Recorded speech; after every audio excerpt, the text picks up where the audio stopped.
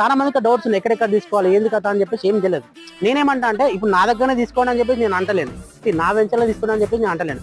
మీరు చూడండి చాలా వెంచర్లు మీరు ఏ హైవే చూసుకుంటారో ఎవరి కంపెనీలో చూసుకోండి, చూసుకొని మళ్ళీ మా వెంచర్కి రండి ఒకసారి. అంటే ఎట్లా ఒక టైం స్పెండ్ చేసి పోయి ఒకసారి అదే టైం స్పెండ్ ఏదో మా దగ్గర ఒక రోజు మా దగ్గర వెయిట్ చేయండి, పర్లేదు చేసి చూడండి మా వెంచర్ చూడండి, నచ్చింది అనుకోండి అప్పుడు మాట్లాడదాం. ఎందుకంటే నేనేమంటాను అంటే డెఫినెట్లీ మా వెంచర్ నచ్చుతుంది. ఎందుకంటే మా వెంచర్లో ఉన్న అమ్యూనిటీస్, మా వెంచర్లో ఉన్న డెవలప్మెంట్స్ ఏ వెంచర్లో లేవు. ఎందుకంటే నేను ఈ వెంచర్కి రాకముందుకు వేరే వెంచర్లో చేసిన వాళ్ళే, సో నాకు తెలుసు ఎట్లా చేస్తాము ఏంది అనేది.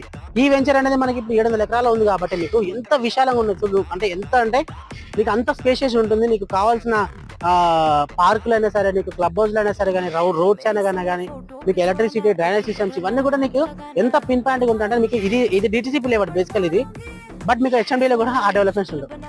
సో అంత బాగా చేసినాం, ఇది అంత బాగుంటుంది ఈ వెంచర్ డెవలప్మెంట్స్ కూడా.